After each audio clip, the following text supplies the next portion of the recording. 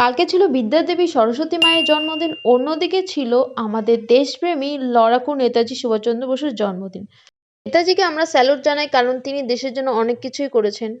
আর অন্যদিকে সরস্বতী মায়ের পূজার উপলক্ষে আমি আর দিদি একটু ঘুরতে বেরিয়েছিলাম। ছোট বড় সবাই সুন্দর করে শাড়ি পরে কালকে ঘুরতে বেরিয়েছিল। বাড়ি থেকে বেরিয়ে প্রথমে পাড়ার ঠাকুরগুলো দেখে নিয়েছি, তারপরে চলে আসলাম আমরা সিটি সেন্টারে, দিদি আর আমি।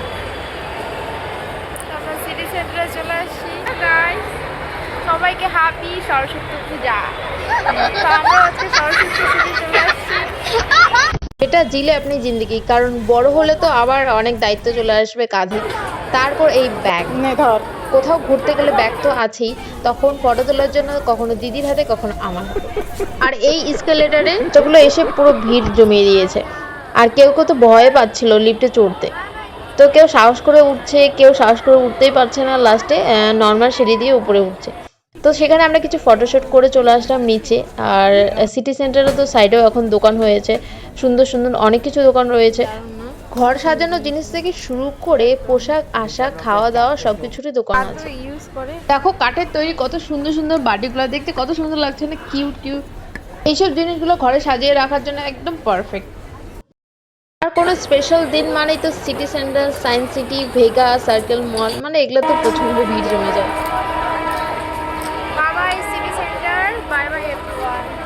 সরস্বতী পূজা আসলে তো ছোটবেলার সেই গল্পগুলো মনে পড়ে। যখনই ছোট্ট সেই মেয়ে বাচ্চাটা হাঁটতে শিখে, তো তখন স্কুলে ভর্তি হয়। আর সরস্বতী পূজা আসলেই মায়ের শাড়িটা পরে সরস্বতী ঠাকুরকে অঞ্জলি দিতে যায়। তারপরে সব বান্ধবীগুলো, তার ছোট ছোট মানে সমবয়সী বাচ্চাগুলোর সাথে ঘুরতে বেরোয়।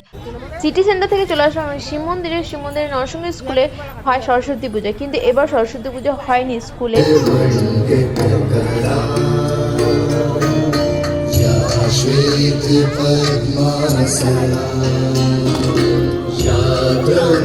তো এই পূজা প্যান্ডেল হয়েছে আমাদের শিব মন্দির অ্যাঞ্জেলা মাঠে। শিব মন্দির ইউয়া ক্লাব থেকে এইটা আর কি বানানো হয়েছে, মানে এই সরস্বতী মায়ের পূজা প্যান্ডেলটা বানানো হয়েছে।